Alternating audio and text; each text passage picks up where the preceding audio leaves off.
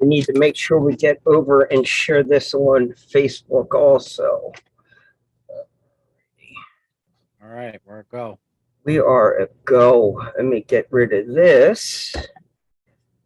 And that is the word from the control room that we're looking for, Pete. This is it, people. Here we are back again for another Saturday Night Live. If you stumbled across us here on YouTube, you have found the Radrcahow Show, a couple of RC addicted dads giving you the world of RC through our lens. That's simple. A couple of RC addicted dads doing it our way, sharing our adventure with you. If you are a repeat customer coming back for more, thank you. Thank you very much. It's what helps keep the lights on here and what helps pay the bills, and it's why we do it. So thank you for coming back again. Pete and I are a two-man tag team. This type of show does not work by yourself. It takes a small army to make this happen week after week. Like always, here with the co-host with the mostest, my ride or die, Peter. How are you, sir? Hey, bud, how you doing? Good to be back. Another Saturday night. Exciting news. Just stumbled upon this. We are coming on the 1-year anniversary of the Radrcahow Show this month, which is pretty a milestone. That's awesome.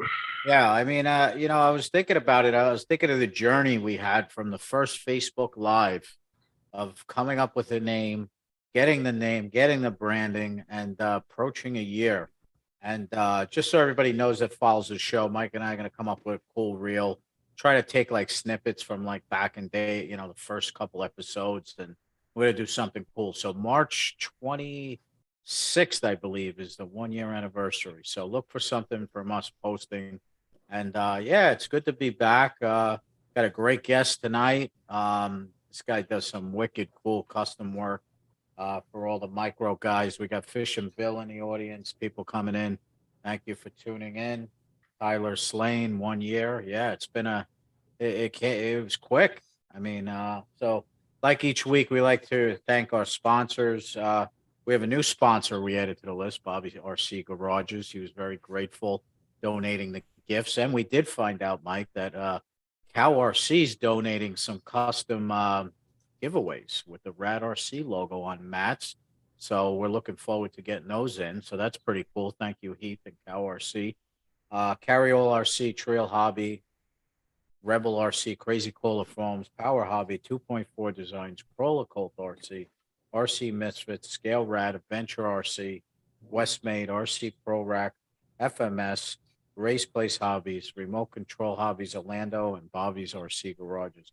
Thank you to our sponsors. And yeah, Mike, when you told me about this guest and I looked up his Instagram, I couldn't believe this stuff that this guy's got going on. I mean, you saw him live at USDE. Pretty cool stuff for the micro guy. Oh, absolutely.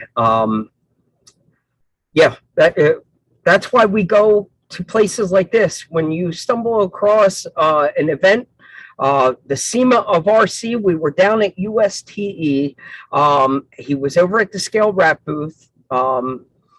And, you know, it's really cool to network and meet new people. Sometimes our Facebook algorithms kind of lock us in our own little world, and it's hard to, you know, branch out a little bit. How do we find those other groups and cliques?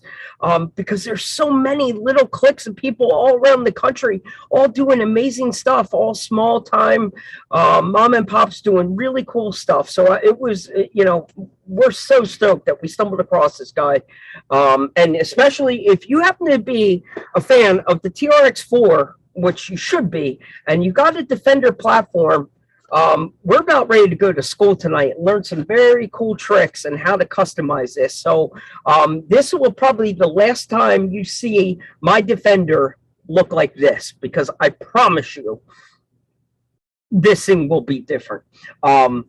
But I wanted to say, I guess I don't want to tell you happy birthday yet, Pete, because that's a little unfair, but you are correct. We're coming up on the 1 year, and the Facebook memories have been popping up with these highlights and all the memories and everything that we started from a simple Facebook Live to kick over to a Zoom platform and run like this.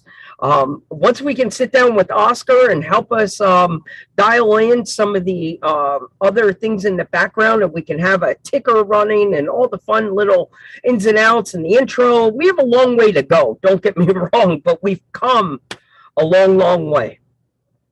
Yeah. I mean, I remember the days of trying to get a signal. Both of us are on vacation, some of our earlier lives. And I remember you were in the Jersey Shore, trying to get Facebook Live to work properly. And yeah, so we're going to put together a really cool reel of some of the earlier episodes and some of the ones we just done. And, like I mentioned, some of the giveaways, the guest list is just getting better and better. Mike and I talked during the week, and we got some really good guests coming up in the future months. I know everybody's going crazy about Axial and the Pro, and we got our sights and lenses open to some cool guests to come on the show. So April looks amazing. I think it's no secret. We can say it. I'm not going to give names. April's going to be great with FMS and with Axial. Some real treats to be able to take a deep dive and look behind the curtain with some of these brands.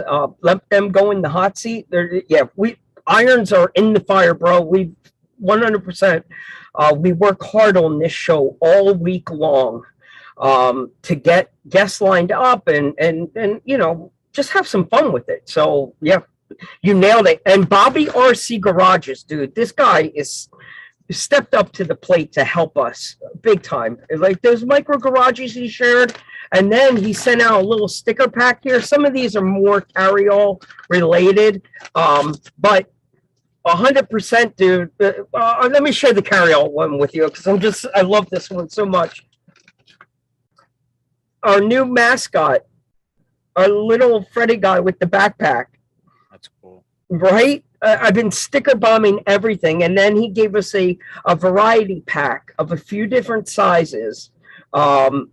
Just a sample. I'm telling you, the smaller you get, the harder it is to read when you get down at that, to the micro size. You can't read the RC addicted dad part. That's microscopic, but you can still read the rad RC part all day long. It makes for a really cool scale sticker. Oh, so hey, look.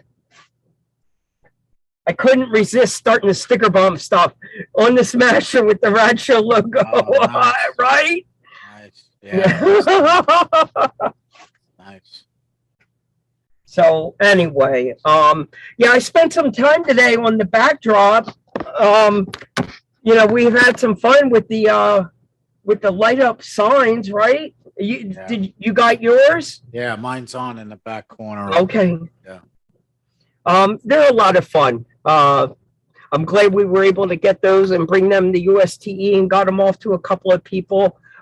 It's just hard deciding on different colors and change them around, whatnot. But really good stuff, Pete. I'm super excited to talk to this guy.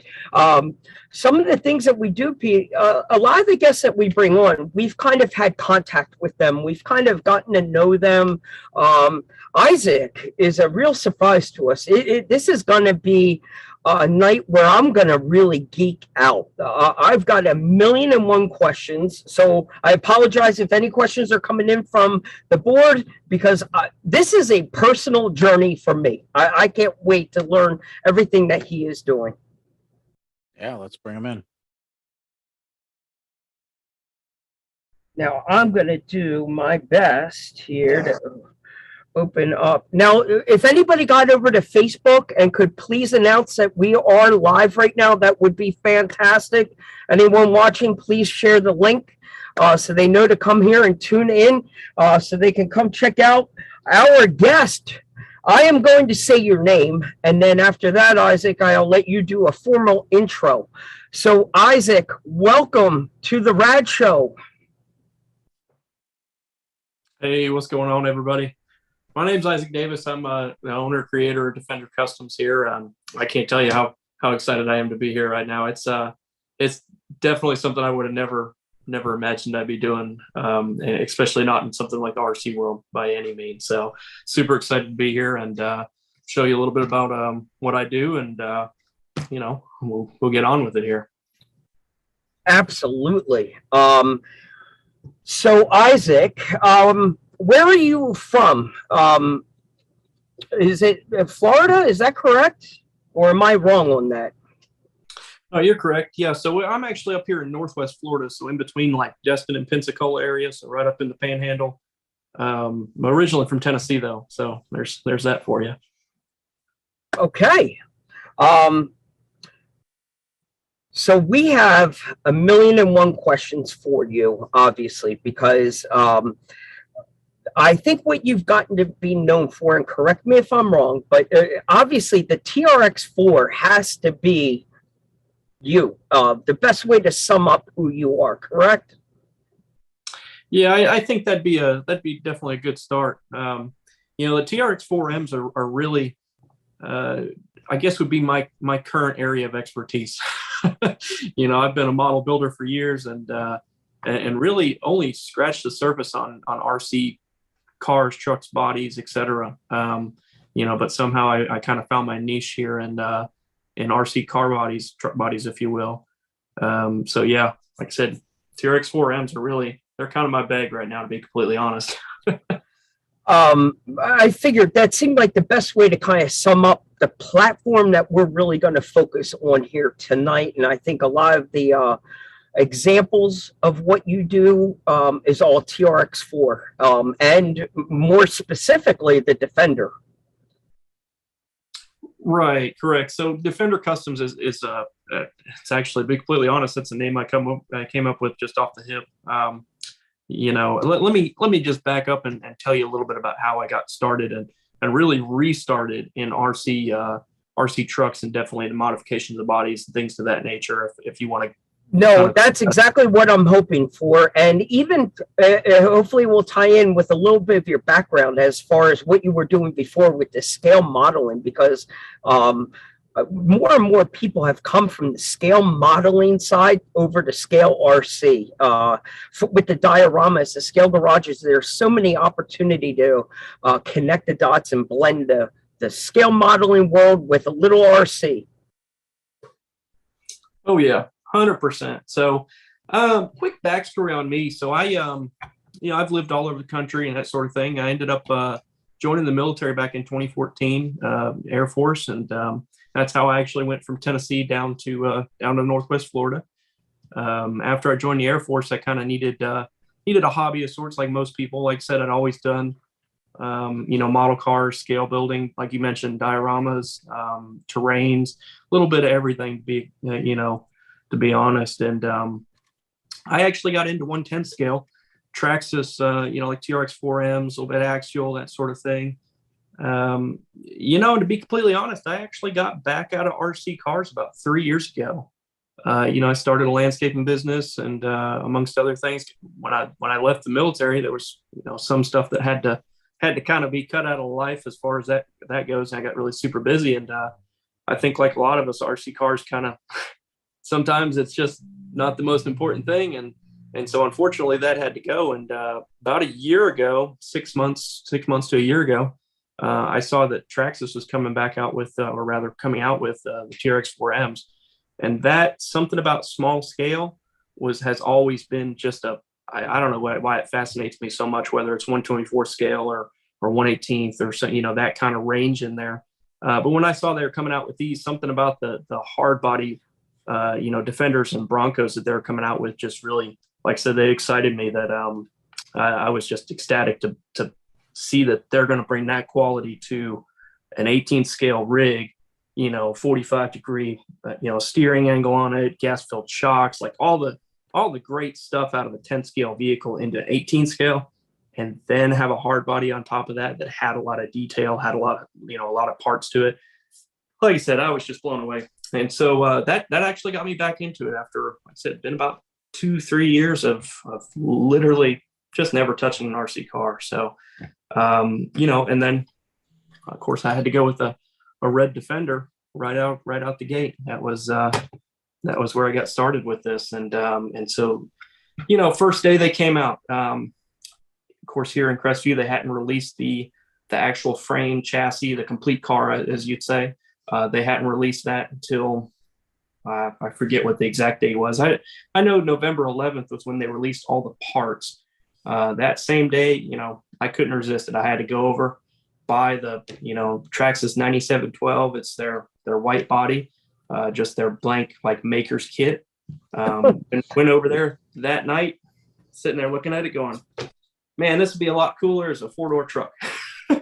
So, you know, before I even had any of the frame or any of the rest of that sort of stuff, like I said, I went ahead and cut the thing apart and, you know, built my first truck out of it. So, and from there, it's, you know, went back the next day, got the second one that the guy had on the shelves. My local hobby shop had on the shelves, bought that one, made the 2-door truck. And from there, it just kind of took off. I had to wait, you know, of course, another week just to be able to get the chassis to put it on. But once I did, I was hooked. I was right back into RC after being out for so long, and, you know, kind of kicked myself for not staying in it longer. Isaac, so full disclosure here, were you, the TRX4M was literally the first micro you went with, or have you messed around with the Element or the Axial or any of the other 24 scale? So great question. I've done a little bit of stuff with the Axial SCX 24s, and, you know, they really highlighted all my fears about getting into small scale crawlers.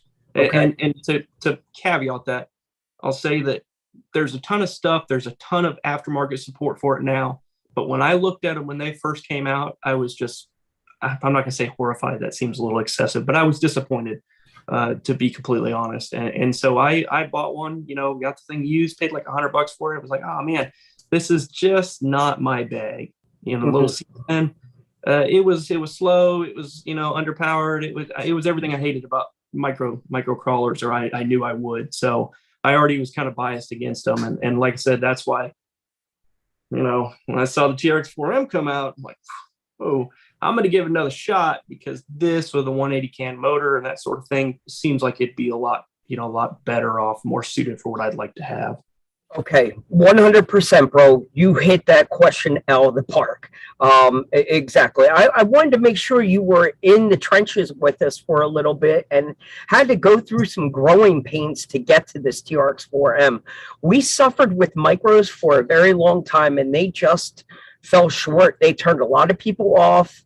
The TRX4M comes along and game changer.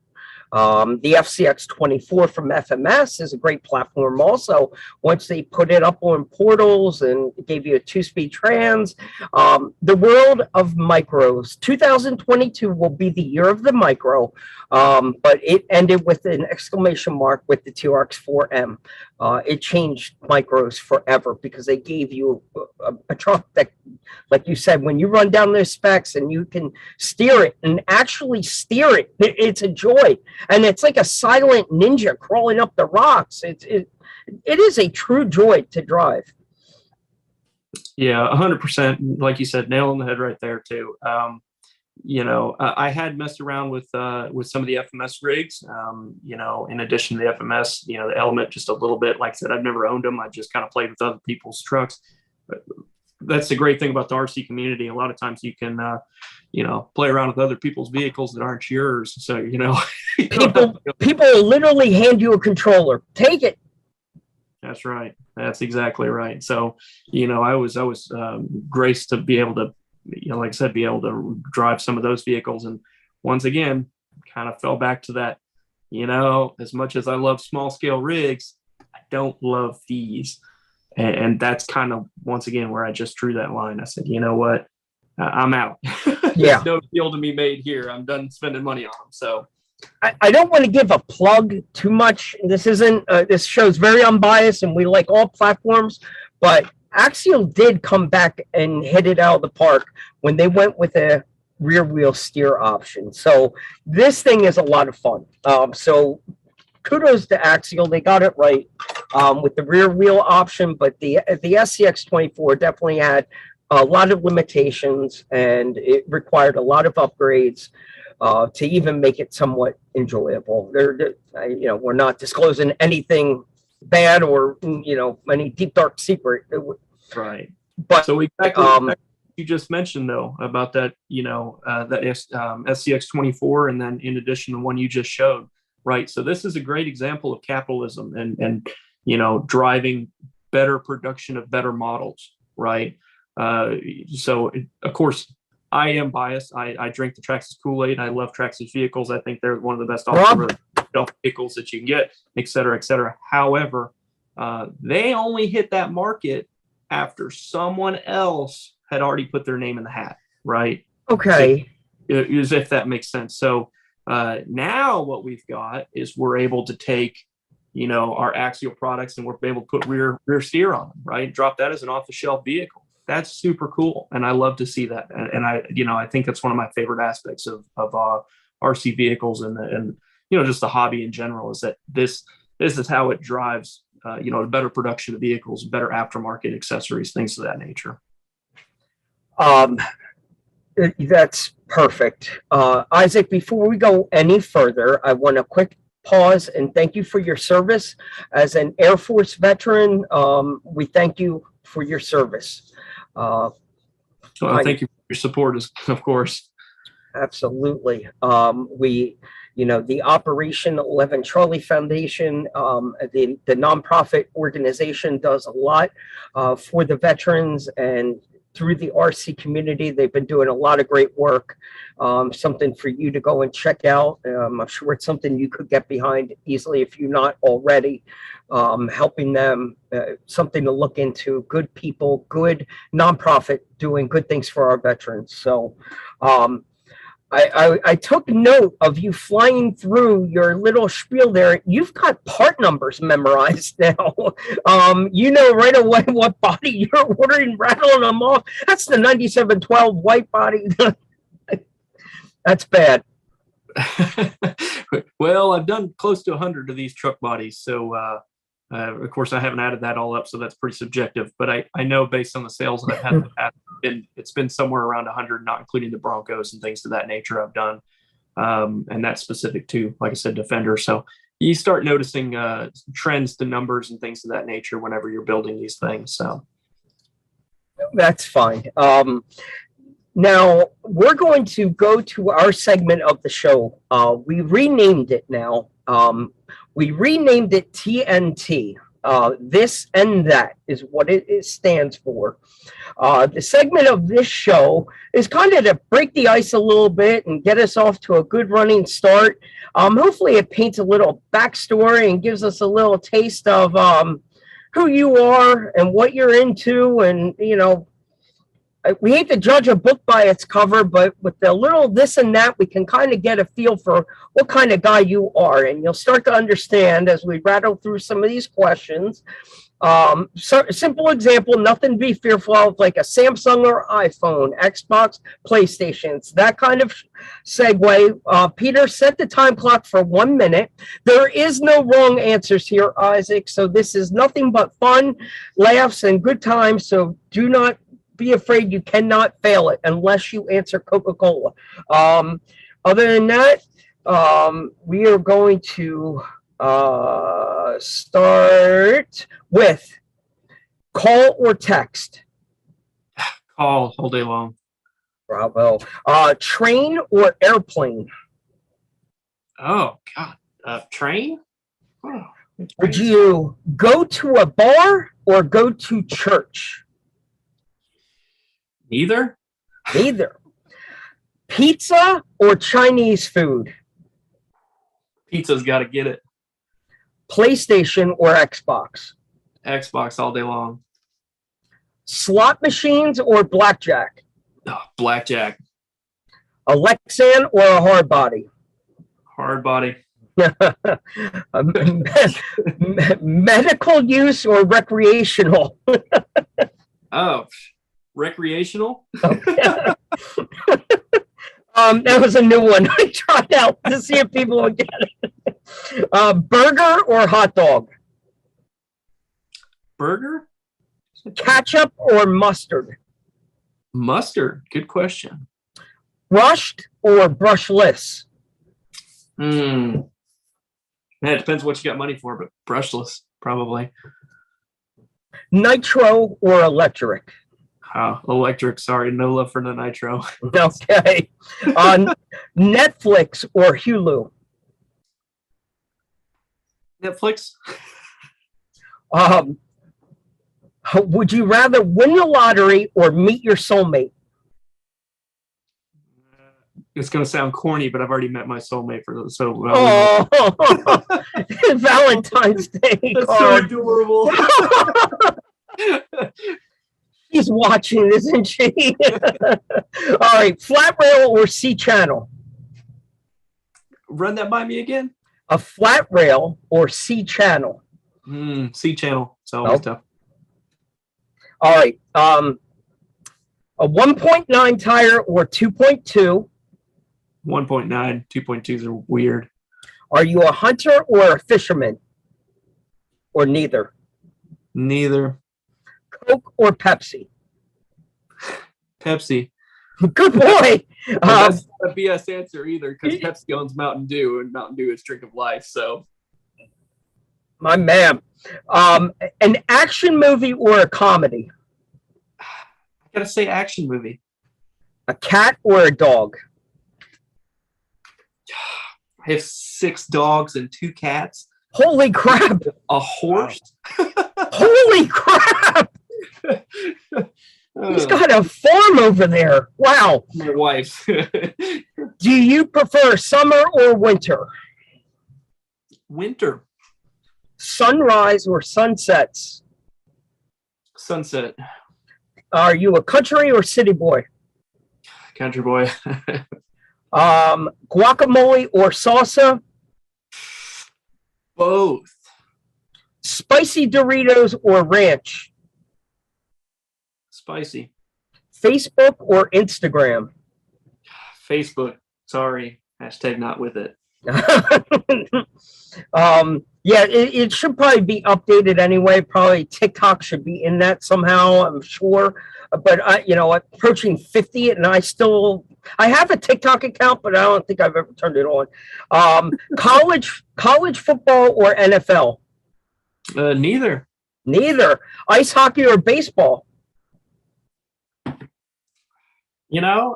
Hockey probably. I'm not really a big sports guy across the board. So, all right. Would you golf or play frisbee golf? Neither. Neither. All right. Walk or run? I'm going to say walk. I've done my fair share of running. My knees hate it now. All right. UFO or Bigfoot? UFO. Oh, this next one's pretty bad. I don't know. Fox News or CNN? Neither. All right. We're going to have to, I don't know about that one. Crunchy peanut butter or smooth peanut butter? Oh, smooth peanut butter. Get your crunchiness out of here. All right. Air guitar or air drums? Air drums.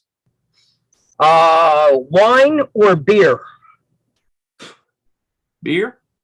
Tattoos or piercings? Tattoos. Do you drive fast or drive slow? It's fast. You heard him. All righty, that is it. That is our segue of TNT. A little this and that. That gives you a little better picture and a look into the background of Isaac. He's got speeding tickets. He doesn't drink and watch football. So that's a little bit of who you are. The segue's been fun, or that segment, I should say, has been fun. We're going to keep it going. We'll keep honing in on these questions and see how close we can keep it to without crossing the line. Just now, full disclosure, there's some chatter going on. People think that you're making these up as you go. I know. They're written down. I know they're written down. See? I know you can't see the screen, but they are here. I prepped them ahead of time. Am I skipping around? Why does it look a little shady? Yes. Boxers or briefs, thongs, and there's some things, blonde or brunette. Like there's ones that could get a married man in trouble here. So, I do skip. So I am winging it, sure. To the peanut gallery, yes, you caught me. I'm winging it. All right. Let's get down to business. There is a reason that you're here, and this is very selfish. So to all of you, we brought Isaac on for me and me alone because I am really too lazy to watch your YouTube, which we can tell everybody how to find. Our man Isaac here from Defender Customs took a good long time to produce a solid YouTube video to teach us how to do this. But there are lazy people like myself that will not sit there and do it. So we're going to learn it from here tonight. We're not going to watch them necessarily do it, but we're going to pull up some tech tips from you and some DIY and what not to do. And that hopefully tomorrow I can send you some photographs that I actually got it done without making this thing fall apart. Now, at the end of the day, we can burst your bubble. You haven't broke the internet. They've been doing this with 1/10 scale, since the TRX4 Defender came out. It's fantastic that you started doing it right away with this, and giving an option to the people that don't want to do it themselves. I think it was a great opportunity for you to step in here with Defender Customs and give people other color options. And yet 2-door, 4-door, which I know you brought some samples with us tonight. So I want to let you kind of take us on a tour as to what you've done so far. What can we do with the Defender? And I really, my questions are going to be really about the roof rack. Or any of these pieces being repurposed? Because on your back end of the bed, I see you've got some roll bar pieces coming down. Did they get cut from this? Again, it's probably in your video, and I apologize, but is it cut from here somewhere to get that roll bar look coming down to the bed? Correct. So yeah, let's back up just a hair to what you talked about earlier about what you said about 1/10 scale. That people have been doing this with 1/10 scale.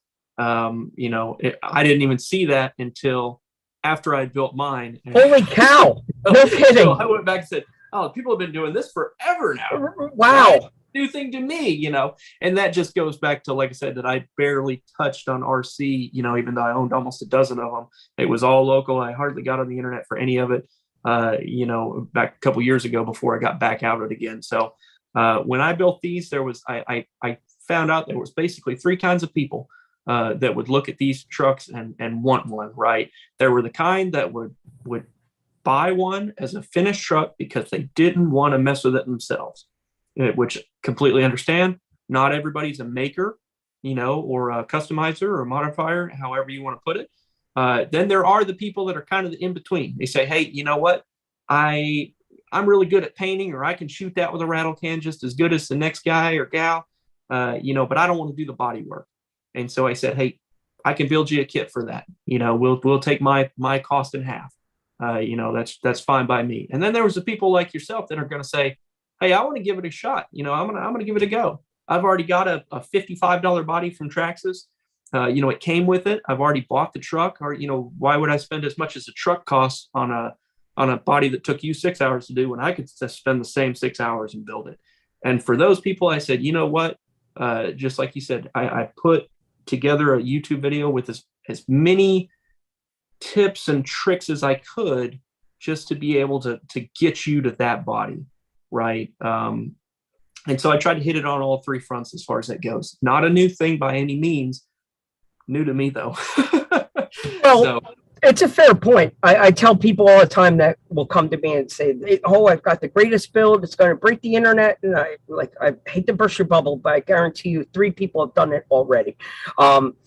And even locally to us, our small group of local crawlers, they have some of the sickest builds that the world will never see, because they have one thing in common: they do not use social media. And it's kind of this like sin that this stuff does not get posted. I'm like, man, you should be sharing this stuff. But listen, I respect why you want to stay off of social media all day long. I get it. But bravo to you. This is an original idea that we're going to let you take credit for. So what? Other people have been doing it on other scale, but I do like the idea that with a micro, it's affordable to be able to produce these and make them for people with a custom color, or put them up on an Etsy already pre-made and done, which I might have to be coming to once I give this a shot. I don't know what it's going to look like when I'm done. I might be at the Etsy tomorrow. Well, just let me know first. Etsy has ridiculous fees and whatnot. I'll cut you a deal on that. I promise you that. With that said, though, I think the one thing that I'd like to highlight is that I started that Facebook page and that YouTube channel. You started them both from scratch with the explicit purpose to be able to show you that you can do this yourself as much as you can buy it from me.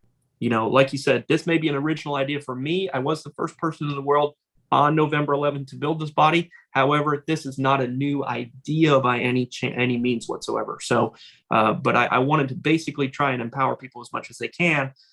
You know, that you can do it. You can build a kit. You can do et cetera, et cetera.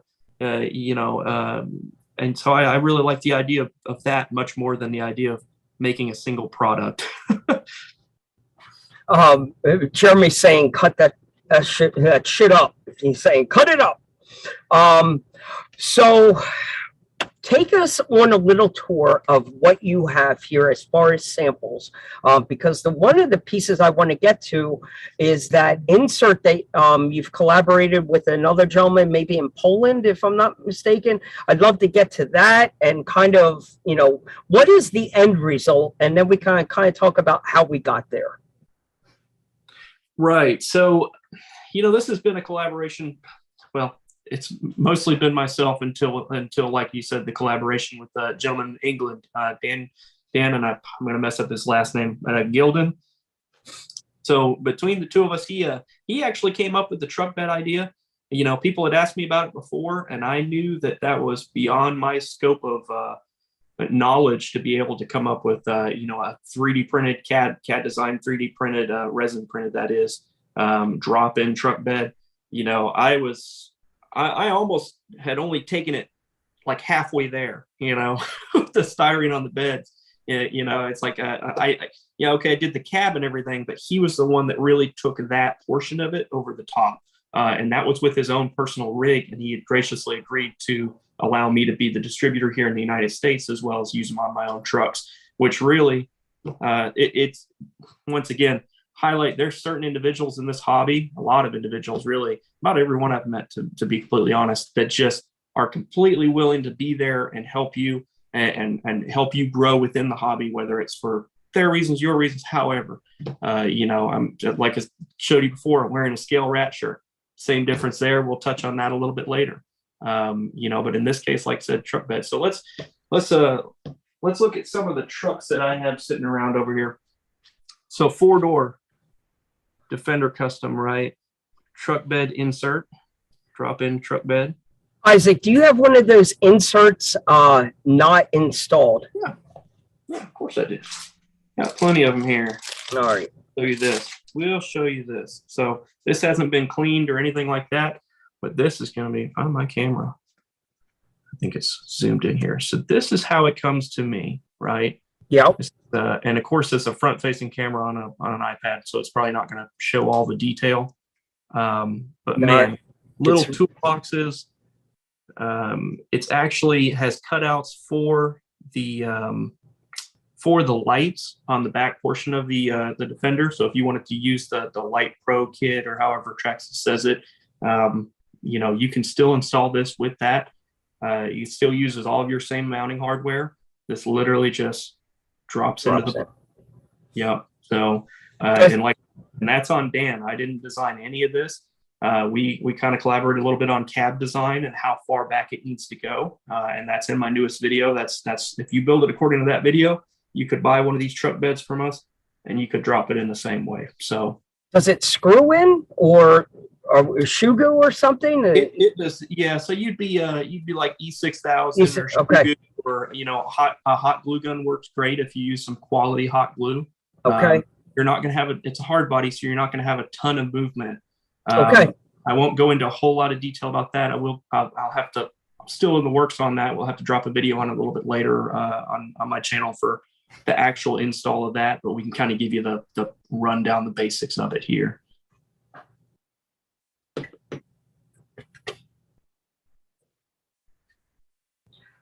But we're literally dealing with a silicone of some sort, and it kind of just drops in there. That's simple. Yeah. So I can actually pop this one out and show you. Like, for some odd reason, my camera keeps tracking my face, and I can't. I'm like, you're using some high tech stuff here. It's on a. Yeah. It's more high tech than I want right now. More high tech than your microphone there, bud. Sometimes the technology will bite you in the rear end. It's not worth it. I know it.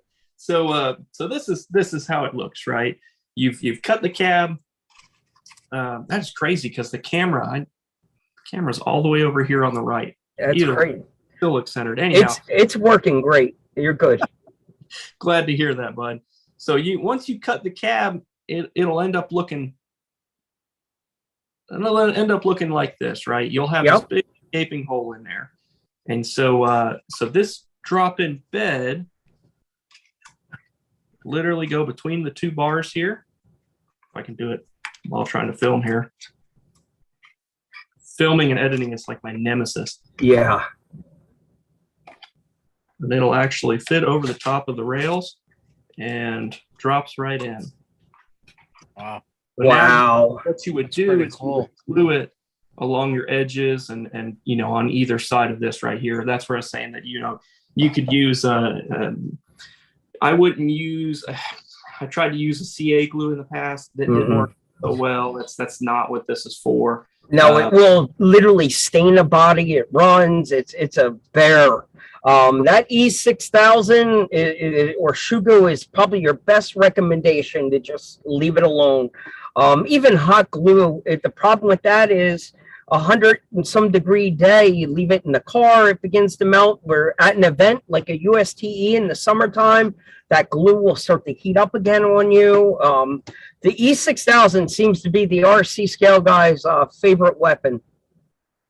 Correct. Yeah, exactly. So that's it. You hit the nail on the head right there, bud. Oh, that's nice and clean. Drop. We learned from Sergeant Major. We learned from the best. We've had our hiccups. I've used CA glue and had nightmares. We've used hot glue, had nightmares. So, yeah, as long as you're recommending that E6000, we're golden. And I love these color options, and I love all these samples you brought. Yeah. So that's let's see. Hey, what actually really blew my mind is that this hobby is just so diverse with but not only its people, but the amount of trucks and cars, and everybody's got their own little style and that sort of stuff. Like I like to highlight that a white vehicle, I would have never thought to do a white vehicle. However, I've had probably a dozen requests just for white. Simple white. Wow. Yep. So like I said, just the diversity of individuals, that whether it's orange or orange and black, yellow and black, straight up just regular colors, metallic colors, like I said, a little bit of everything. People have said, that's the one I want. So yeah, like I said, we can touch also on a little bit on the stock parts that you're going to be using. I know I want to circle back around. You mentioned that as far as those drop bars that come down past the bed. What I try and do is I try and make it so that the same as if I were to take one of these completed bodies, right? I've got a couple of these. I cut this one up right in front of you here. We'll show you kind of a little bit of the basis. I'll have to assemble it first. But what I tried to do was take everything similar to how I did in the very start. We've just refined it a little bit, right? We took every single part off. We reused 90% of it, you're not, the only thing you're adding, if you're not using a truck bed or something like that, you're just adding something to fill that back area, right? That's the only thing you would need to add onto this vehicle. But how do you make, I guess what I'm interested in is the back window. Oh, that literally is what slides forward. All right, so you're sliding that, because I'm looking, like the back part of it where the bed goes. So let's just give you a little quick zoom in on this, right? So this would be what you would, well, of course, minus the roof. So I wanted to make sure that you could see that, you know, the cab was physically moved forward. Okay. What I'll show inside the video, and what we do on every single one of these 4-door trucks, is we cut it just above that ridge line on the bed, and just along this backside, right above that rear mounting hole. And then on the cab, the rear part of the cab, we cut it right behind where this window goes, and we slide every single bit of that forward, right? Now there's a healthy amount of body work, a lot of sanding, a little bit, trimming to get that so that it fits correctly. But your windshield is no different, right? Your windshield is a molded one part. Where'd my windshields go? Here's my windshields. Your windshield is a molded one part windshield. That's a real pain in the rear to get out of the body when it's, I don't know if you guys have tried to remove one. No, not yet. Yeah. Well, I've got a video for that too. So just check out my YouTube channel. But basically what you're going to come up with is you're going to have this by the time you're done, right? And this is actually going to slide in, and it's going to take the place of that, right? And then in addition to that, what is the knife? What is the weapon of choice to cut this thing? Weapon of choice, something I swore off for years. I hated them, is a box cutter. No kidding. I always carried like a nice knife, like Kershaw, or some sort of form of knife. And then for some odd reason, I just decided one day to pick up a cheap $8 Craftsman, extendable box cutter. Yep. It's worked for me ever since. You just can't go wrong. And when it comes to cutting up, what you're really doing is snore. Snore. We're all going to sleep. Snoring in this video. What you're really doing, Mike, is you're scoring it. This is expanded polystyrene or some plastic similar to that, right? So what do you do with styrene? You score it and you snap it. Yep. So something like a box cutter that's very, very robust that you can hold in your hand. You're not going to snap blades, and that sort of stuff. I mean, I suppose you could if you really got after it, but this allows you to be able to grab a hold of it and score it, and that's what the name of the game is. That's how you get those crisp lines, very minimal sanding, stuff to that nature. The main question that I get is how to cut it. And the second question is how to fix it after I've cut it. So I tell people, if you score it correctly the first time, you'll hardly have to sand it when you go back, after you broke it. So I guess what you're trying to get is the first score is really going to be your trail, your the line that you want to keep that blade in. So that first one's really critical. And I guess learning the actual pressure to put on it. But would you say you're going over it a few times when you're scoring it, or is it one hard score?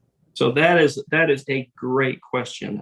What I try and tell people is that those first couple scores, I'm talking like 1 through 3, are going to be just like you're trying to draw or paint on it, right? Okay. Like you're trying to pinstripe it. All you're trying to do is see that you have a score mark.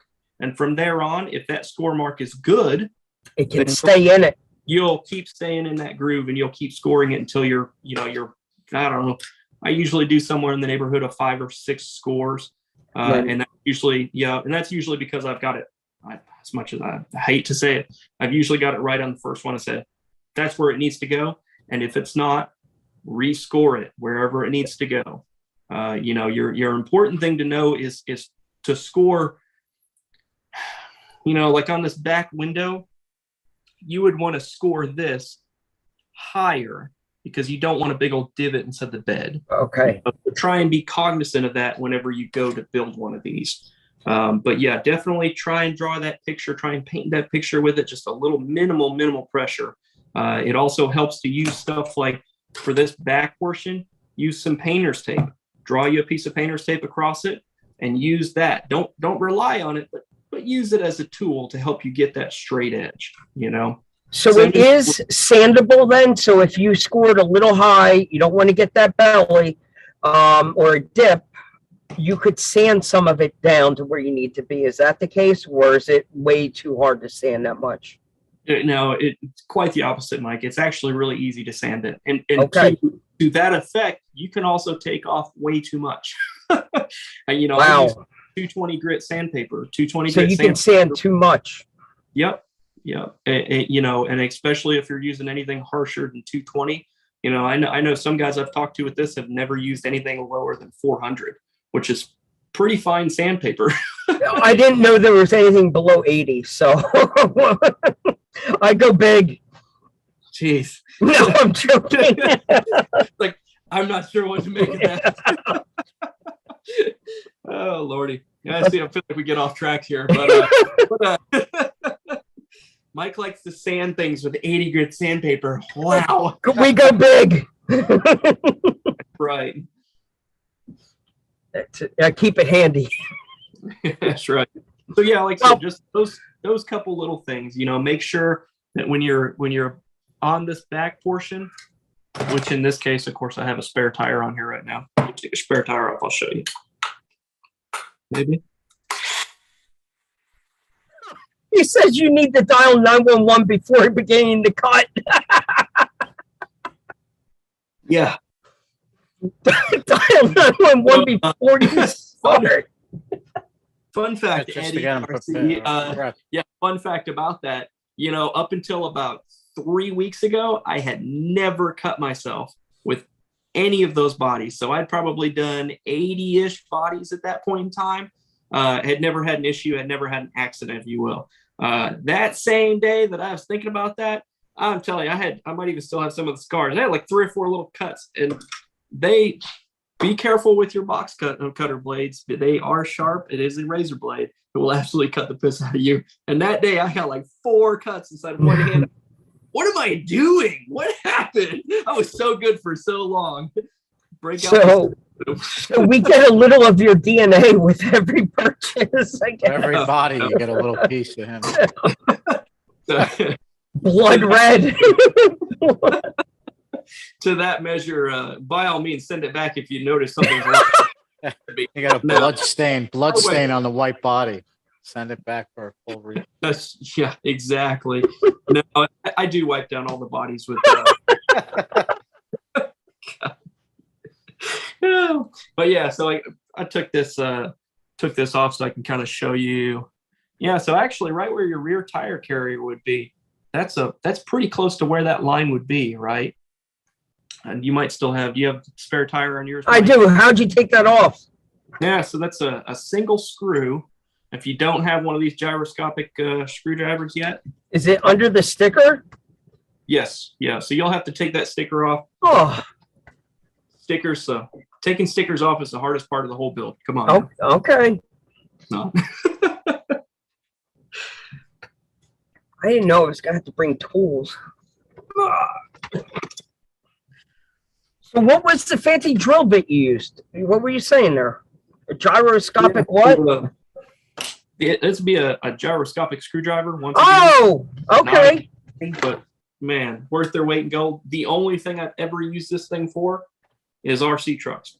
That's it.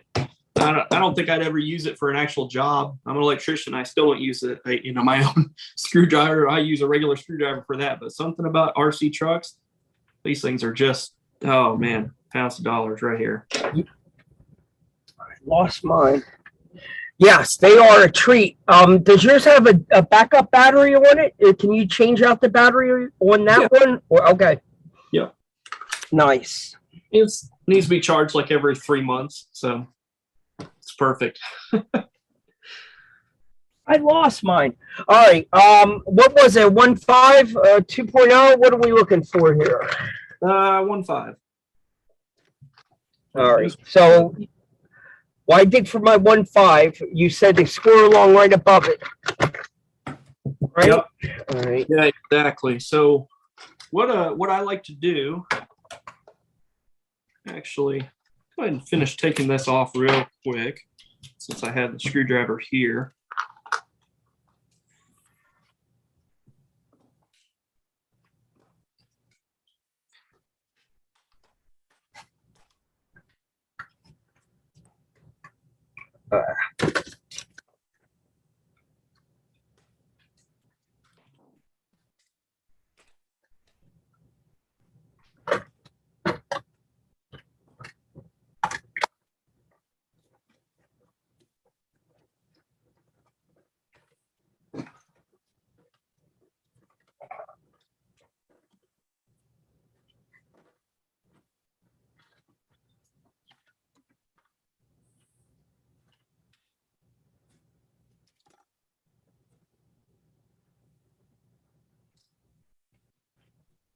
All right.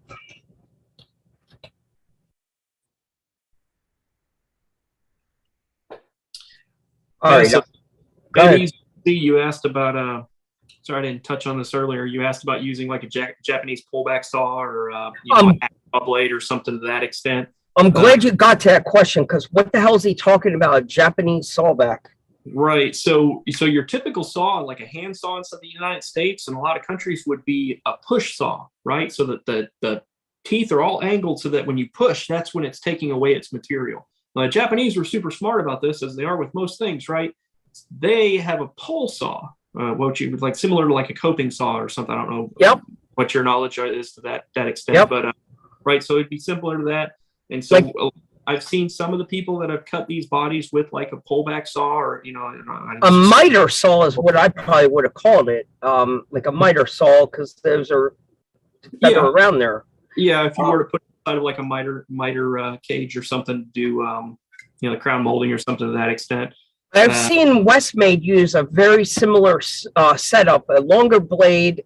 Like he was almost getting to the opposite end of the truck when he was coming across it. I'm not at that level. That sounds more pro level kind of stuff to me. I think this blade technique might be better for. I have not varied from this score technique. Okay. From, like I said, for 100 trucks. And the reason I say that is because if you go to use like a pole saw or a Dremel, that's the other thing. A lot of people say, well, I'd rather have a Dremel. I don't want to cut myself. Well, I'll tell you right now, I've cut myself with a Dremel 100 times more than I've cut myself with a a snap blade till last month. It's funny about you say Dremel. So you remember pine wood derbies, right? So my daughter is like, we got to start to build this thing. So I said, no problem. I'll just use my Dremel. My whole entire sweatshirt was just covered in sawdust. And my little daughter's sitting there. She's like, Daddy, what is all this stuff? I said, it's the wood. Because when that high RPM motor, man, I use the Dremel for everything, man. The only problem, different attachments for it. I love it. The only problem once you go to the Dremel, you really risk melting to the point where you do too much. You could literally melt some more than you wanted to cut. It's a delicate process here.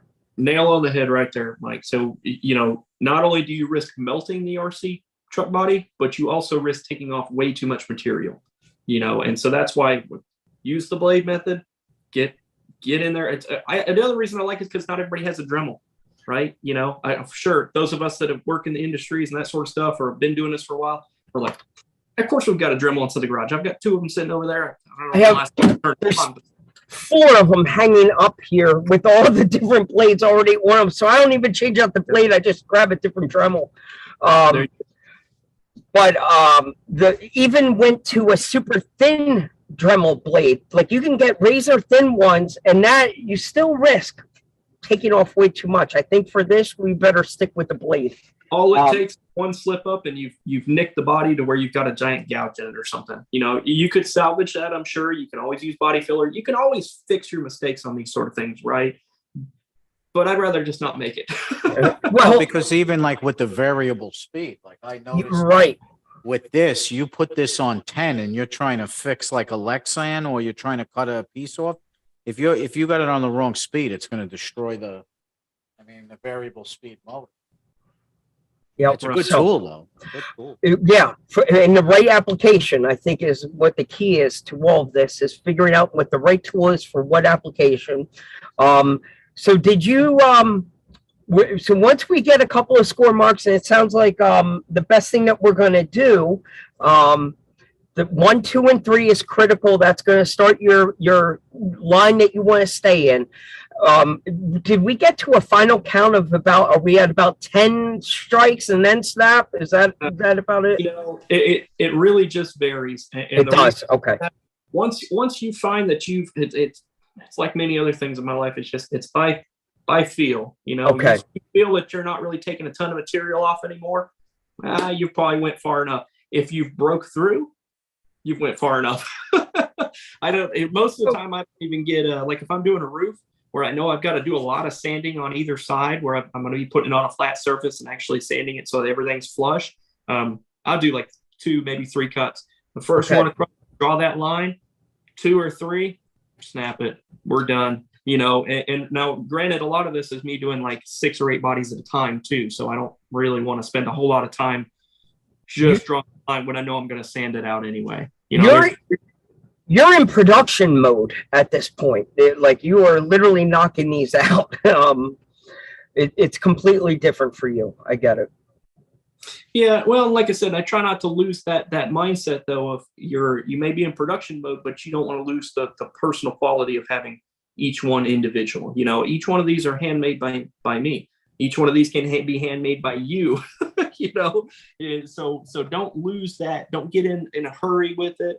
You know, definitely don't get injured with it, but take your time, make as many cuts as when you feel right, when you feel that's, hey, I'm through that body. And if you feel like you can do a good enough cut, I know someone just mentioned how thin the kerf was on a Japanese pole saw. Correct. You know, if you feel that you can get a thin enough line, you know, that you can make that work, by all means, you know. I think that Japanese blade that he's talking about might have been the same one that Wes had. I remember them talking about this super thin blade, and it might be perfect for that.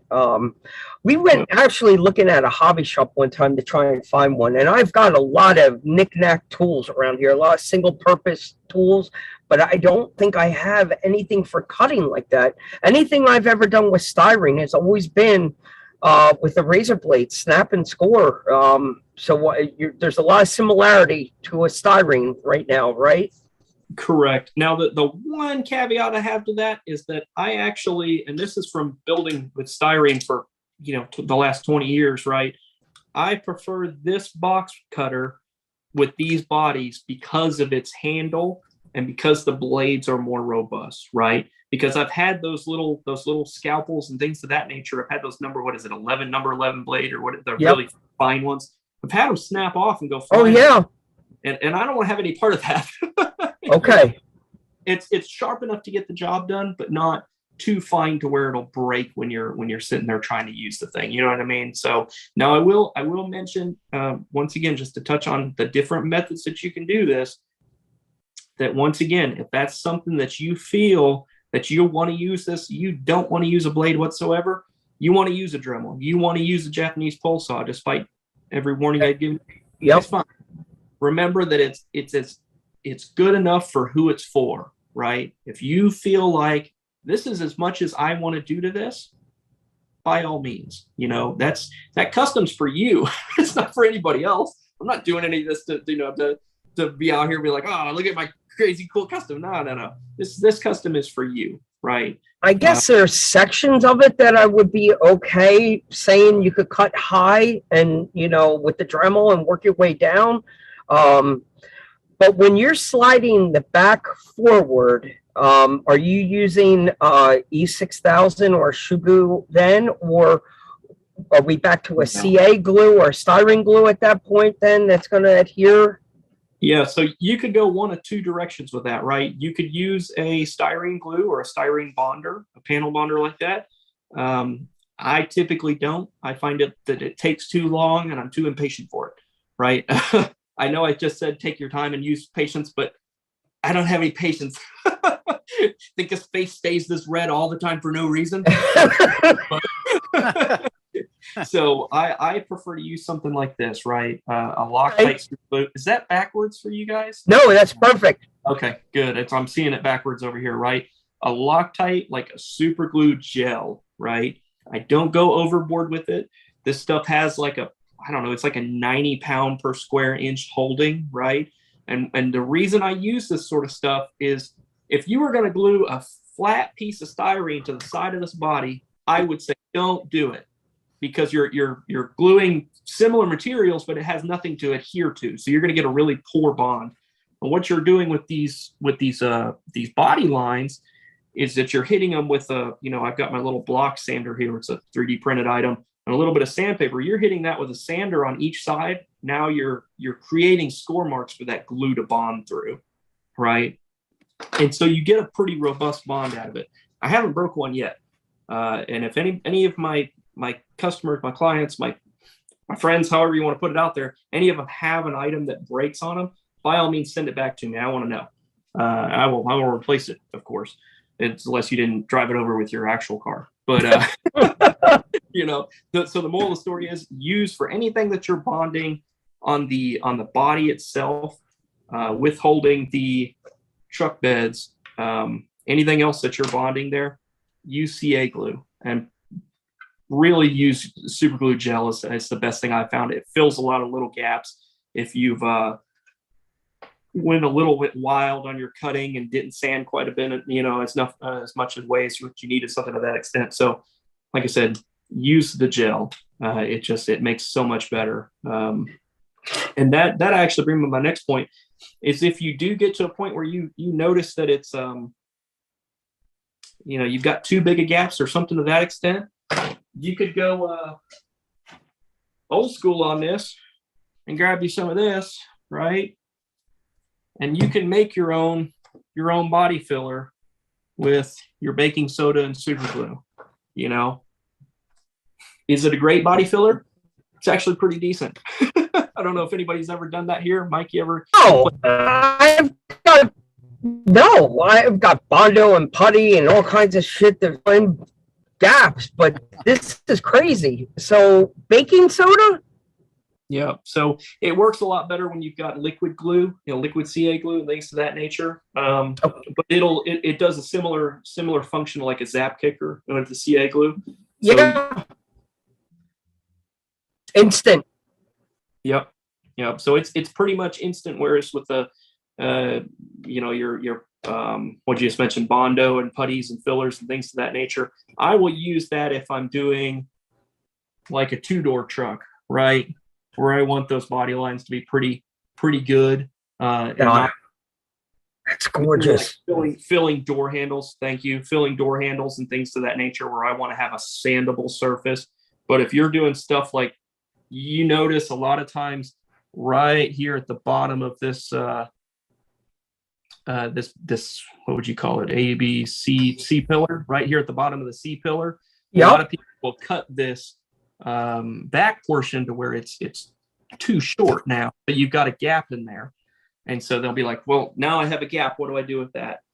That's where that CA glue or that super glue gel and that baking soda would come in, that you can fill that with a little bit of styrene or just by itself if it's not too big a gap, and you can make that work. You can always fill and finish your work.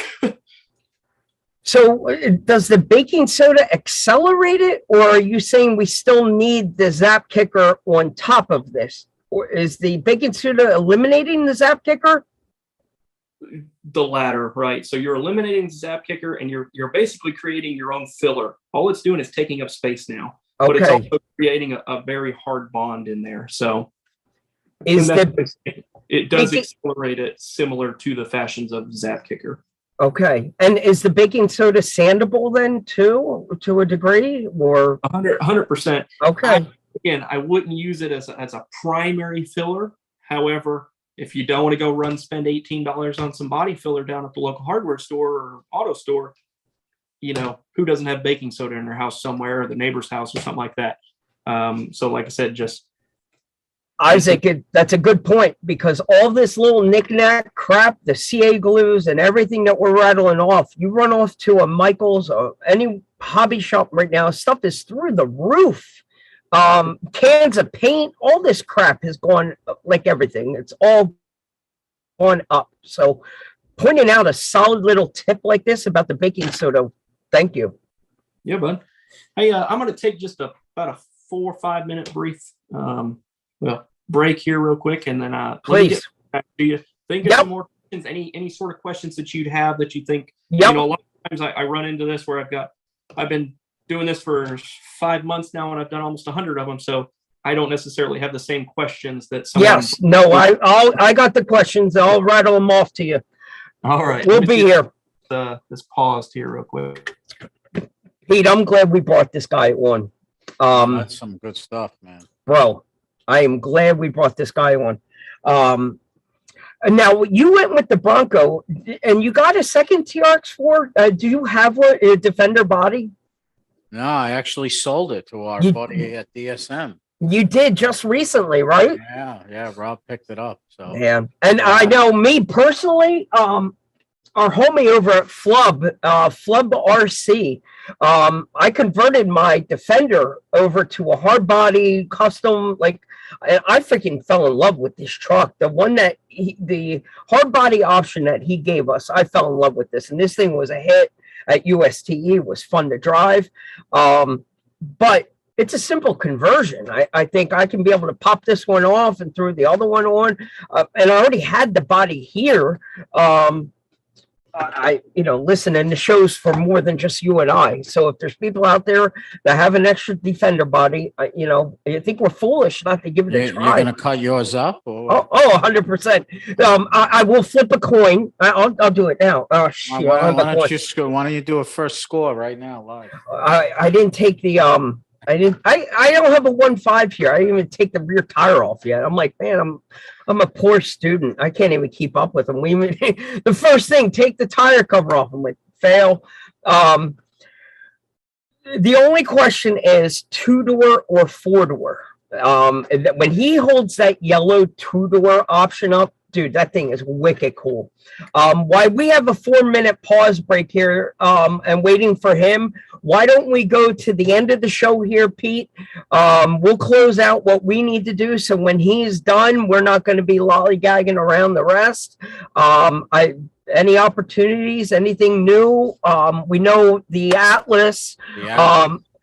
In the world of logistics and moving things around, just the Atlas right now has been held up. We all know the Atlas is out there, but in traditional FMS fashion, the release of their new Trek is going to be kind of that shotgun splatter where it will be sporadic. They're going to go through spontaneously through March and all the way into April. They will continue to get what would you call them? Containers of Atlases being delivered, because this first drop was a very limited quantity. So anyone I wonder if it's still available. Oh, they were gone within the hour. That morning when they launched them Monday morning, they were gone. The very limited quantity. They sold out instantly. But the good news is this: we lined them up. We lined a guest up from FMS to sit down with us in April. We're honing in on the exact date in April, but somebody from FMS will be joining us. We're going to take a deep, dark look underneath the hood of the Atlas and flip it around inside out, upside down. And get a closer look at that. And they, as we all know, they've always got something in the works. So we'll be able to follow what FMS is doing the rest of the month and into April with all their new trucks. I know the only thing on my radar right now for me personally is my Bushido. That is my next project on deck. That's funny you say that. I'm working on it tomorrow. Nice. The Bushido's been sitting, and yeah, I'm gonna put some new. I think I'm gonna put. Nice. I like this new wheel style. Oh, they're gorgeous. Is that the gunmetal one? The aluminum? Yes, that's the same one I ordered. Type I. the Yep. new ones. I Yeah. like, dude, that's a So- sexy wheel. I was about ready to unload that one onto my Vanquish, my Phoenix. That wheel, I think I'm putting on my Phoenix. I'm going to jockey some wheels around. Every time, Treal just continues to one up themselves with these very cool vintage style wheels. I mean, that one there screamed Jeep to me right there. That's sexy. Well, did you see, you know, speaking of the drops, did you see the 1.55s they just released? I mean, Treal is just on fire right now. And They then are. the SCX10 Pro, they're doing a whole product line for that. So, yeah, good things to come from them, absolutely. So next month, yeah, I think will be a lot about the Pro build. We'll get one of those, a couple of Pro builds here. I'm excited to get working on that. But yeah, Treal, I'm excited to do a lot of stuff with the new Treal product coming out. I mean, every day, every week, there's a new release. I mean, I just went and ordered a ton of crap for this. We went and worked with Fishing Bill to come up with a paint scheme for this and a different body. I know it's kind of a mortal sin to take this body off. I get it. I'm not going to get rid of it. But working with Fishing Bill, we're going to try and chop up a cliffhanger body and really get that one to fit on here. And we have a kind of a cool little theme to come up with for this little micro. That's all I've been working on. Bushido tomorrow, and we got micros on deck. I got the TF3 to deal with. There's never a shortage of RC things to do. No. Isaac, we were just chatting about all the RC projects that us men love to bury ourselves in. It's always what's the next one. We're never done. Oh, now that's the next one for me. Now that is a sexy beast right there. Oh my. It's a work in progress. It's a FMS K10. You know, I kind of wanted to go through and do something a little bit different than my normal Defenders because, you know, what is it? That's a FMS K10. That is? It was. No way, is it? What? The cab off of it. Wow. Holy cow. Of course, it's still a work in progress. It's still got door handles. It needs to be wet sanded. No, wait, that's the 18 scale. Is that what you're telling me? Correct. That's 8. It looks 10. So I'm not calling you small. Like, I'm not trying to fight you or anything, but you make that truck look small, bro. It looked like a 10 scale truck. Holy crap. Good for you. So that was the Glacier, the blue one? Well, it was a combination of the Glacier and the red one. Okay. Yeah, I picked up 2 of them. Well, actually, while I was down there at the Ultimate Scale Truck Expo. Did you see mine with the straight plow on it? Did you go over to the FMS booth? Yeah, I did. Yeah. Did you see the one with the straight plow? I did. That's a neat little rig, and yeah. You know, that's just something I love seeing stuff like that. You know, it's just so out there, so wild. So, but this is one of those things that I saw it, and like I said, I happened to have gotten 2 of them. Good for you. FMS, and I was like, you know, I want to do a dually build. I want to do flatbeds. I love building flatbeds, whether it's 1-to-1. I love building trailers and stuff like that too. You know, but then I like crew cab trucks. So you really by any means, but I had to do it. Good for you. So you really do like the smaller scale. Do you have any 110 scale or larger? I have 1 right now. Okay. The reason I'm very hesitant on saying that is because, look, if the baby's ugly, the baby's ugly. I'm gonna call it as such. And this baby is ugly. It is a hacked up mess to break it down to like an 11-inch wheelbase. I don't know. To be completely honest, I haven't even touched it since USD. Okay. Okay. Deal sort of deal.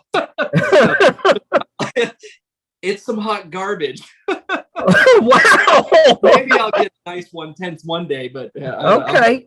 18 scales for now. Well, no, you came out of the gate screaming about, I love micros, I like the small scale, and hey, you own it. Now, let me remind you that before I got into 18 scale and before I sold off all my 10 scale stuff, I was hard into like the TRX 4s, you know. Okay. So I really like the larger stuff on that. However, you know, is what it is. I got rid of all those, so I kind of regret getting rid of a dozen trucks. And that TRX4, if you went, you know, the Bronco, they really had a great option. And the TRX4, you know, people love it or hate it. But Traxxas does make it simple. They give you everything you need to bolt everything on. Look, I've never had a bad word to say about them. I really like what you're doing there. Stretching that into a 4-door, good for you. So the hopes of you ever going 6 scale, an SCX6 will never be in your future, or maybe could you go that large? Well, I'll tell you, when I have a spare $1,200 sitting around, I will gladly throw it at an SCX6. Man, I think to have something that big would just be oh man, that'd be wild. You know, from the day they came out with those, and I finally got to recently actually get over there and mess around with one. Man, those things are just super cool. And not to burst your bubble, it doesn't get any easier because the servo, all the upgrade parts are all, you know, all go up with scale. You know, the price goes up just the same. So every upgrade you want to do, they're just as much. But I bought my Vanquish Phoenix at the exact same time as the SCX6, and dollar for dollar, they were like the same cost by the time it was done. You know, a Vanquish kit at that time was like $500, but honestly, I got $600 of electronics tied up in that. 4 servos, a castle system, you know, dollar for dollar, you get what you pay for. But you're 100% right. It's a lot of money to put all up at one time. I get it. Yeah, and I think that's one of the reasons, like I said, that I was so drawn to smaller scale stuff. By all means, you could throw $1,000 at one of these things very quickly. One of the guys, he actually has two of my bodies.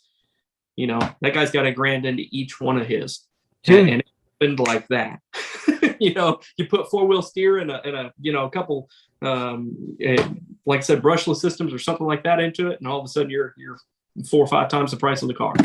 So. I was at an event, and I was fortunate enough to be the judge of the micro comp, the micro show and shine.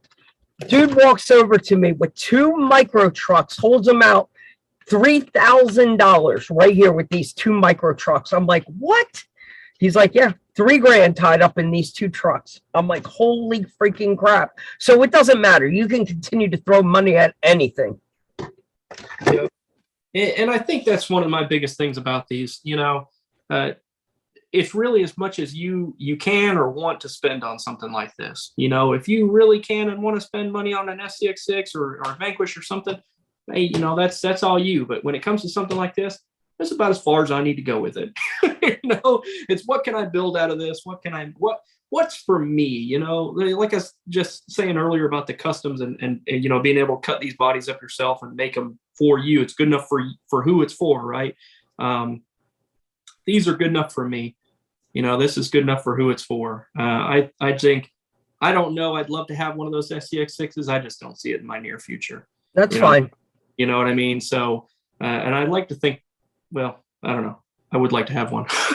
Listen, and don't It's let on me. my list. It's on my list. I don't want to steer you wrong, and do not let me be the one that diverts you and derails you off the course you are on, because you, sir, have a niche here. So let's keep you focused on these TRX4Ms for right now. And in that micro world, I can't wait to see what you end up doing with this FMS K10 4-door option. That's sick. I appreciate that. Once again, like I said, not a super new idea. There's another guy on YouTube that has a crew cab, and he did a phenomenal job with this. So, you know, this is a custom for Isaac. You know what? Peter, even what you did with that red Jeep, the conversion you did with the FMS, the red one, the Rccaraction review, again, I mean, you've been upfront and honest with everyone. Like, this isn't stuff you came up with. Like, there was literally a freaking forum out there, step by step, telling people, you know, put these tires on, put these wheels on, do this. at the end of the day, we are all here to inspire each other. 99% of the stuff that I have done to an RC car, I saw it somewhere else. Don't look at me like I was the brainchild. Like, guarantee you, I've seen it somewhere else. Yeah, I mean, you know, you get ideas from people and you get inspired. You know, I looked at that that FMS Jimmy. I had my own vision, just like you have your vision for the Defenders. People did it their way, and I wanted to do it my way. But you get the baseline idea. But what I do now is I take pictures. I show Mike. I take pictures when I'm out driving all day, and that's how I get my inspirations from one-to-ones. So, Isaac, have you seen these before? Yes. And man, that is, if I was going to get an SCX 24, it'd be for that right there. Yep, to do this conversion. Like, I get questions all the time, like, how did I come up with it? I'm like, literally, I saw it on Facebook. Like, it's a micro with conversion. It's a hard body from a store. It's not an RC car. Like, it was like one of those play toys. You just convert the bodies out. It's a simple mod to do, but you turn this thing in from an SCX 24 to a 1/10 scale four-wheeler. It's such a cool little thing. But my point of saying we don't think of this stuff on our own. You see it somewhere and you pick up an idea and you run with it. Ultimately, you try and come up with something a little cool extra. You know, I think I came up with a good idea where to hide the battery and think, you know, the exhaust. And you try and find little something to do on your own. Absolutely. But we're here to inspire each other to keep pushing the envelope forward and have fun. Me, I'd much rather be out here wrenching and tweaking and playing with something, cutting and modding and sanding and getting dirty. You know, if I don't have dirt underneath my fingernails, my wife would probably have a heart attack. Like, I usually have paint or something on me. I'm a tough one to clean up, man. she hates to take me out to dinner. You're such a dirtball. Too right, mate. Too right. Yeah, that's just it. You know, if we can inspire anybody to get into the hobby or stay in the hobby, or, you know, like what Operation was it Operation 11, right? Yep. Yep. You know, just the things that they're doing. Anything that we can do like that is not just as hobbyists, but as human beings. Just, you know, nail on the head right there. You can't get in. So. And we are a very small niche of people out there in the world of social media. In the RC world, we are a small niche, and there's only a few people out there that think like we do, you know? So I love when we meet nice people that are helping others. And that is the key. The scale side is very helpful. You find a lot of great guys, much like yourself, Isaac. They'll sit down with us and hang out for an hour or so and teach us a little bit about the way. So are you ready to get back into a couple more questions here as we get closer to the end of what we are doing with the Defender? Yeah, by all means. Give me what you got. All righty. So we figured out how we're cutting. We know how we're going to secure. We figured out how to fill in those gaps. What is it that's getting repurposed up here? And the second question, I guess, would be, we showed people a drop bed option with your collaborating friend. The couple things that we can touch on would be, I'm sure at some point there has to be a collaboration in the works with your homie, Scale Rat, which you were able to sit with him at USTE. But I think you two are both failing if you two do not begin to work together to allow him to maybe lay some of his rustic weathering and age these things a little bit. I think there's a solid collab project. I'll let you go into depth where you see Scale Rat and yourself working together. But two-parter, I guess. What gets repurposed up here to get that bed down? Right. So as far as repurposing it goes, I'll show you the basic parts of what I've got. Got a whole drawer full of them over here. So what we're doing, we're taking it from our regular full length exo cage, and what we're doing is we're cutting it off. Let's see if I can show that. Cutting it off from here back, right?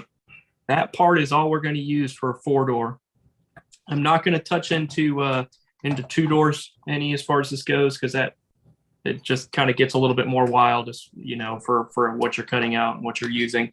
So you're literally cutting that little space that's there at the top of it. Right. So you'll I think if I have one of these full length, I've got one sitting around. Yep. But what we're doing is we're separating the roof rack or roof cage. Yep. Sorry, a basket, I should say, from the exo cage. So you'll do that. My camera's jumping all around. Yeah, it is. Going crazy. It's trying to focus on everything. Right. So we're separating that first. We're cutting that. These bottom bars that run along the doors, well, they're actually one piece. So they will separate down from this top portion of the exo cage.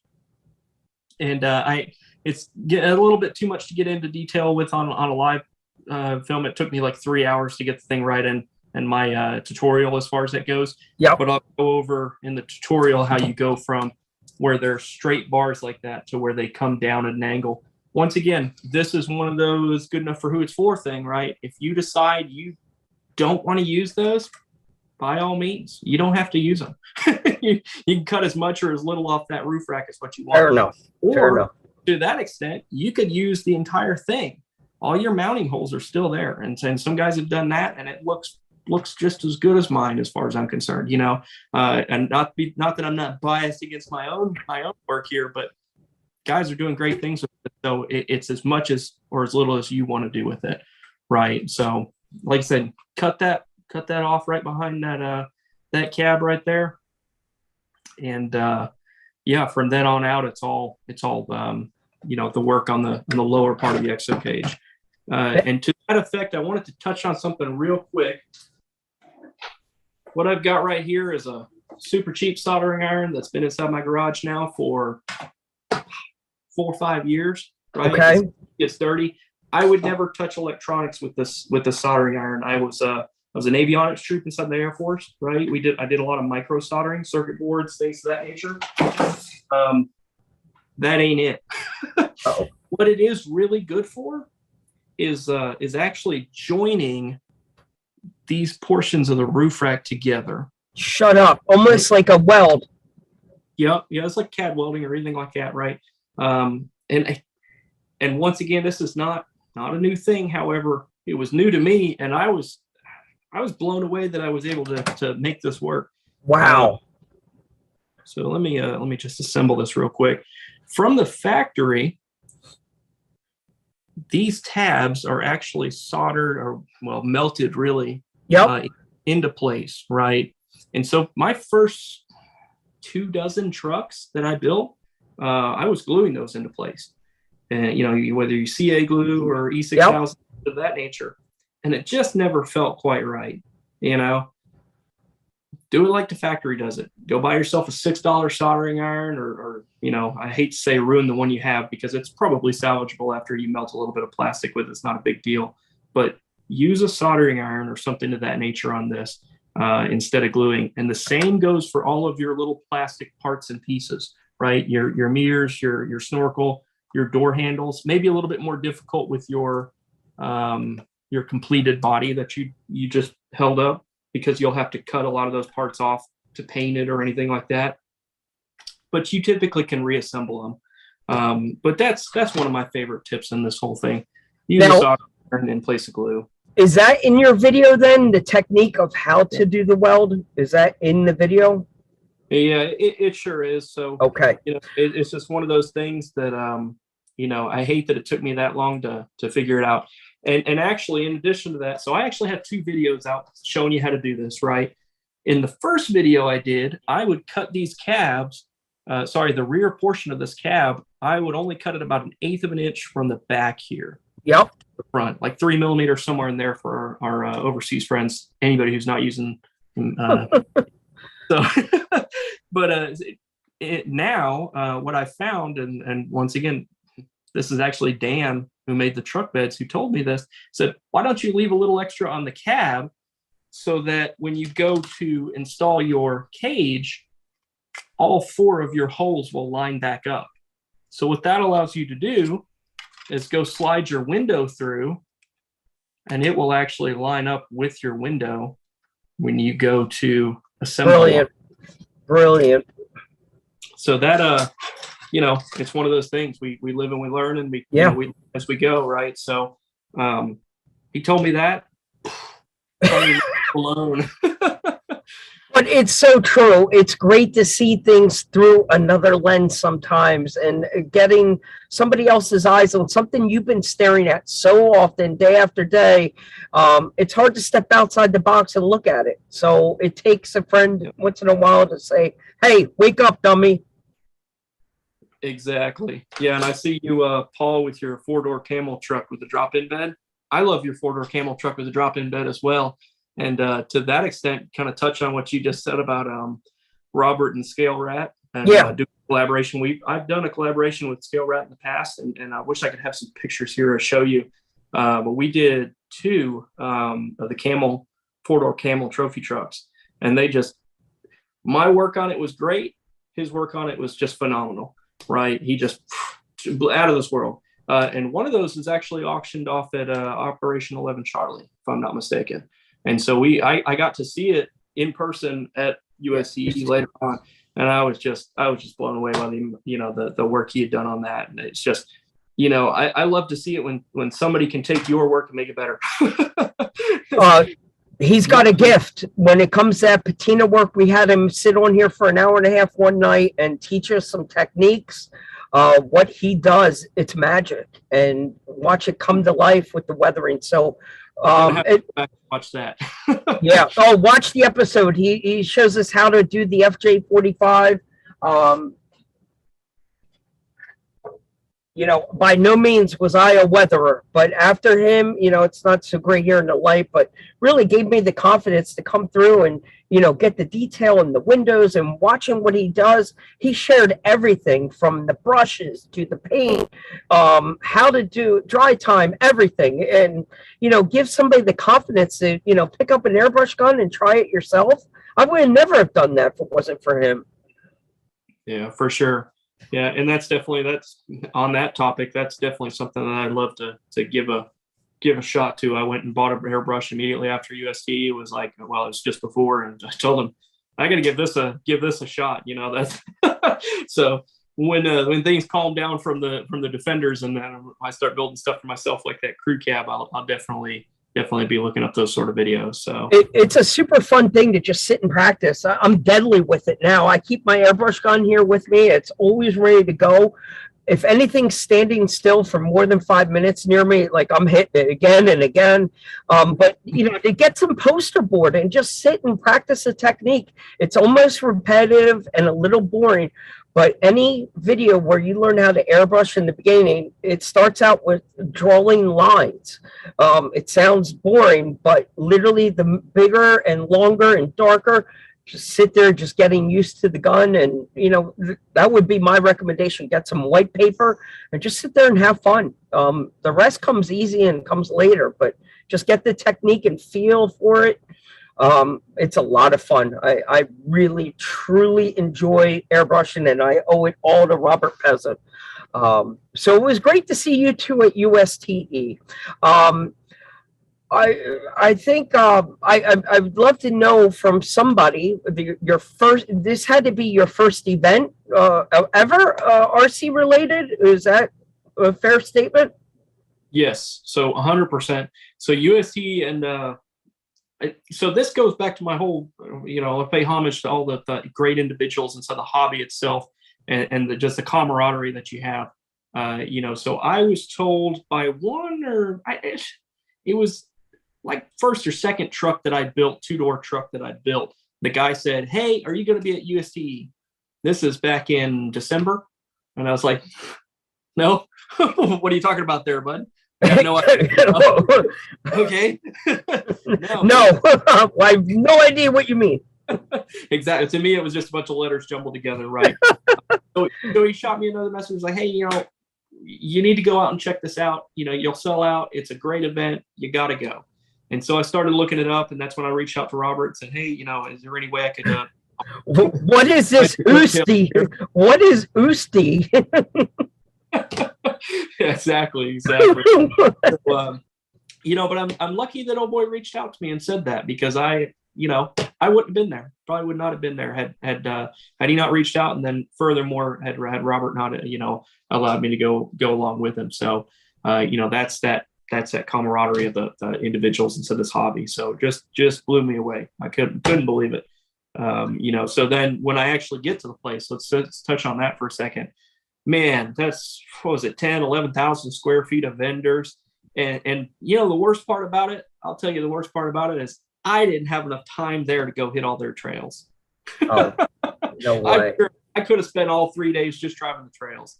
Whether you've got a small scale or big scale vehicle, that sort of thing. So next year, whether I'm cutting up RC bodies or not, you're going to see Isaac Davis or Defender Customs, however you're going to see it, out there on those trails. I'll be driving them. That is one thing that I kind of regret going down there for all 3 days. And I saw pictures. So, but the actual event itself, what a wild ride, just 3 days of morning till evening. Everybody was having a great time. I had a blast. I really did. So I think you learned the hardest lesson, and that is to budget your time accordingly. You'll never get to all the trails, I promise you that. But as long as you can get to some, that is the key. The one neat thing they do with the VIP, allow you a day before everybody gets there. That's a day to kind of get your hustle on. But there are literally guys there that go not to really shop in the expo vendor area, just to grind on the trails, and they have to hustle to get through them all. It's not an easy challenge to get through them all. Yeah, it's like I said, and I really just wish I could have been out there and seen that, and probably more so with a 10 scale rig or something along those lines. I think you could probably cover a lot more ground with it. So you had a front row seat to one of the baddest micro setups I've ever seen, from Crowley Park to the one that was right in front of the FMS booth, bro, with the monster truck and that micro setup, dude. There was so much cool scale stuff built into that thing, and the level of detail, that was one of the best micro setups I've ever seen. Right. Yeah, exactly. And that was actually really cool just to be able to have, the bridges and how much work and effort was put into that. That was a blast. It was an absolute blast. It got me wanting to build a park inside my backyard. Seriously. Yeah, I got space for it back there in a certain area. So that maybe not that large, but man, they just knocked it out of the park on that. But it's a valid point to really inspire people to go home and look in your backyard a little bit differently. You know what, honey? Maybe instead of that herb garden that you wanted here, I see a big rock pile. I see the Golden Gate Bridge. Yes. Dude, there was a lot of cool stuff built into it. So that was really great to see. Now, the main thing that we need to do for you, sir, is this. You have an Etsy page. Peter, do you have that thing up right now? I want to flip over to the Etsy page real quick. Yeah, I might just, I got to run. So okay, we're getting ready to close out here anyway, Pete. We're going to wrap this up in 1 minute. We're going to fade out of here. But as we close, Isaac, what we're going to do for you is make sure that in our post, we are going to have links to both of your videos, or at the very least, people, there will be a link on the repost of this show. You will find a link to the Defender Customs YouTube channel. That is where you're going to be able to find all the hard work that Isaac has put into making these videos to show you how to do it. If you do not want to be the DIY guy taking your weekend and next 2 weekends up, cutting up your body, you can come right over here to the Etsy page that Peter threw up for us. This is one option. Do you prefer Facebook Messenger also? Is this all through Etsy? Do you like private messages if they can't find what they want? Isaac, what's the best way for someone to purchase a body from you? Right. So the best way really is through Facebook, and the reason I say that is because you're able to see previous builds. You're able to see, some of the individuals that have tagged photos in it, things of that nature. I guess to an extent, Etsy does as well. The other thing is I don't pay half of my profit in fees. So you can get it a little bit cheaper. We can discuss how you want it built a lot better. not to dissuade you from from using Etsy. However, it has its limitations on how many variants I can add. The additions that I can make to it, whether it's deleting spare tires, mounting, the fuel cans to the exo cage, just moving stuff around, things to that nature, adding the 3D printed parts like the hood vents, the exhaust, there's a scale exhaust on there, adding all those parts to it as a build so that you don't have to touch any of it. It has its limitations on that. Whereas if you were to message me on Facebook and say, hey, Isaac Defender Customs, this is what I want. What can you do for me? I'm able to say, hey, this I can basically break it down to you to where typically like that truck bed, well, the finished truck with the truck bed would be about the cost of a regular one that you see right below it if you were to message me on Facebook. So we could maybe bundle something together, even if we message you privately, you can work together to get a whole package or something. Yeah, exactly. 100%. Okay. I'm not out here to make a killing on these things. And so I want people to have their own custom. I love the exhaust. That's a really cool option. Yeah, for sure. And it clears all that stuff underneath the chassis. And it's not a great thing to have off-road, I'm sure, just the same as having a full-size bumper on there. However, the realism that you get out of it is just, I've got them on both my personal trucks. It's just so cool. The only thing we need is an interior. Yeah, so that is one thing that, you can go buy the interiors for them, and I choose not to offer them on mine. It's just something I don't necessarily care for. What I would prefer to do is add tinted windows in instead. Okay. Has an option for tinted windows, just for the sake of keeping weight down and things to that nature. I don't care for it, and I can point you in the direction of some individuals that do if I get on Facebook or Etsy also that has, printable options or people that will print it for you. So the other thing is a lot of those won't slide directly into the 4-door truck either. So, Fair enough. Just have to modify it anyway. Fair enough. Well, Isaac, you are an epic joy, my friend. You are a man of wealth of knowledge and very cool skill set. You came from the right background to the RC world, and we're glad that you came and joined us on this epic RC scale journey of ours. And you are doing it right. So thank you for giving us a little bit of your time on a Saturday night and teaching us the ways of the Jedi. I can't wait to take my new knowledge and put it to use. Thank you. Yeah, thank you, man. It was really good, man. Yeah, and Mike and Pete, both, thank you both so much for having me along here. Like I told you at the very start, this is not anything that I would have ever thought I'd be doing in 2023. So wow. I'm just tickled to death to be doing anything like this. Well, that's fantastic. It out, man. Good. That's what we wanted. You brought some real energy. The red face will be embedded in my brain for a long time. We love that. Mine too. I love it.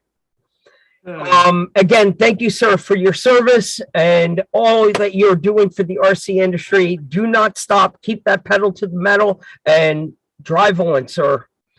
We will be in touch. All right. Well, thank you all so much, and y'all have a good night now. You too. Thank you. Peter, as a good man, I'm glad we did this tonight, Pete. I know we ran long. I'm going to start shutting down lights. Keep ourselves out of divorce court and get back inside. Yeah, I got a kid issue. I gotta go. I bet. All right, go be a dad. I'm shutting everything down too. All right, People, I'll post everything up tomorrow. I'll make sure the Etsy links in there to his work, YouTube channel, everything, and look for the Rad Show next week. absolutely, Our new next guest will be. Absolutely, people.